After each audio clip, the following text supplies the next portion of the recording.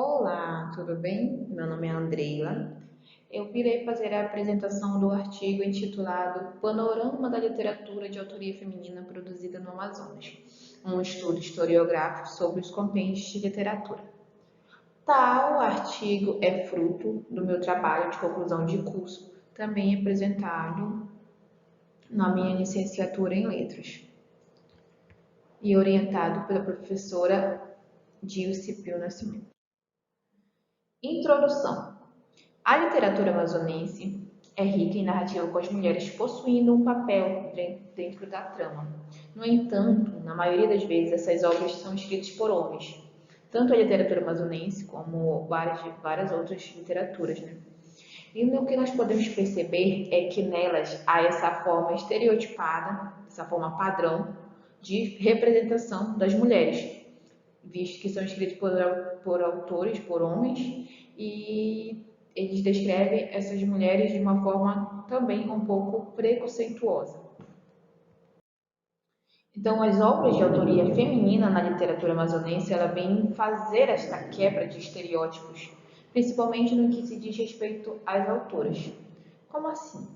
Pois é nesse espaço que as mulheres lutam pelo reconhecimento, tanto no espaço dentro da trama, das narrativas, como no espaço de publicação, ao descrever esses personagens também de forma diferente das obras escritas por homem, através da que foram escritas com a visão masculina. Os objetivos. A pesquisa apresentada, ela pretendeu identificar essa presença feminina na literatura amazonense na publicação, com o intuito de fazer esse mapeamento, de fazer a listagem das autoras e assim podermos fazer uma sinopse do perfil das autoras, escolher algumas autoras para fazer essa sinopse, para assim trazer à tona tanto a história das mulheres que conseguiram obter essa voz, quanto de outras que ficaram negligenciadas pela sociedade patriarcal. Metodologia. Por tratar-se de uma pesquisa bibliográfica e documental, um dos principais objetivos era perfazer esse mapeamento da produção literária das autoras no Amazonas. A principal metodologia utilizada, então, foi a pesquisa, pesquisa bibliográfica, através de publicações na internet, nos catálogos, nos sites também das principais editoras do Amazonas, que me auxiliaram nesse levantamento, para assim eu poder montar um quadro com os nomes, com as obras, com os anos das obras e bem como a editora que fez essa publicação. No entanto, teve algumas autoras que publicaram e que publicam de forma avulsa, ou com auxílio de algum prêmio ou antologias. Até o ano de 2010, haviam poucos estudos para fazer essa listagem das publicações. Isso foi um dos principais empecilhos desse mapeamento, de fazer esse levantamento.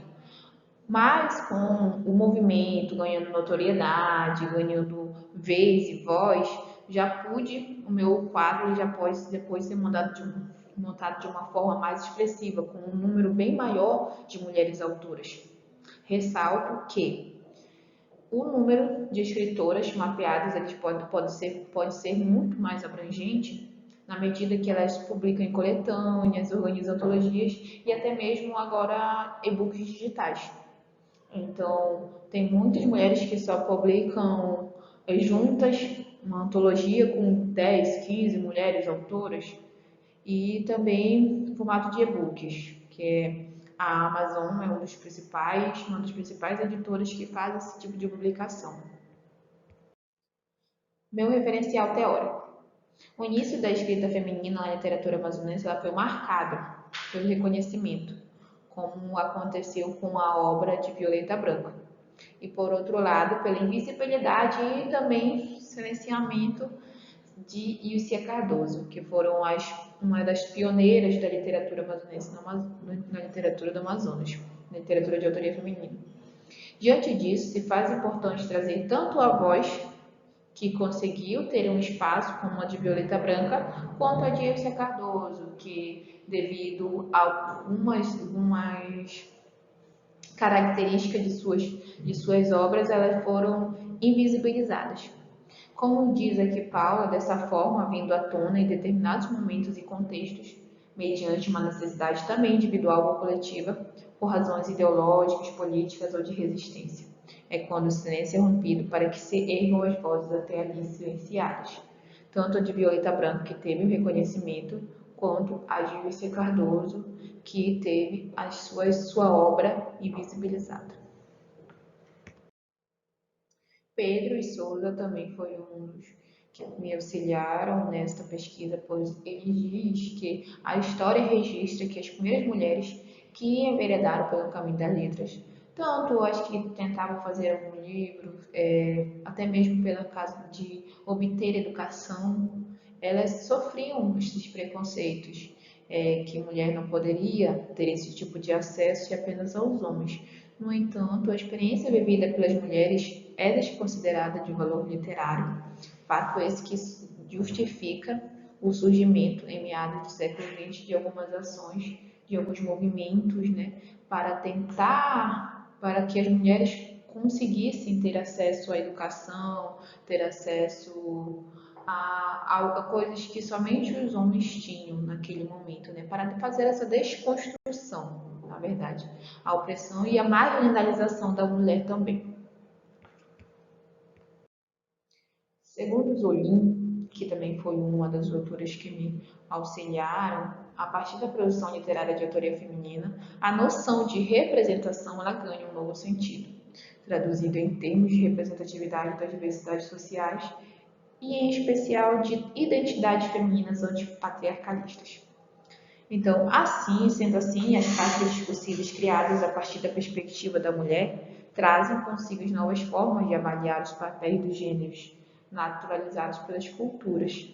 Zolinha ela vem falar que essa produção literária feminina está ganhando uma base, um espaço bem maior, pois ela tenta trazer à tona como a mulher se vê, como a autora vê, qual a visão da autora, né, para as suas personagens femininas, para fazer essa quebra de estereótipos, trazer uma nova visão realmente.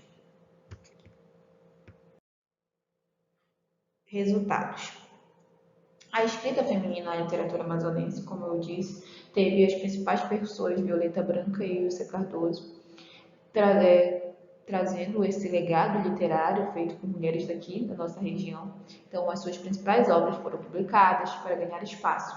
Um espaço pequeno, sim, no entanto, de grande importância, que abriu novos caminhos para o surgimento também da produção de outras mulheres autoras na nossa literatura.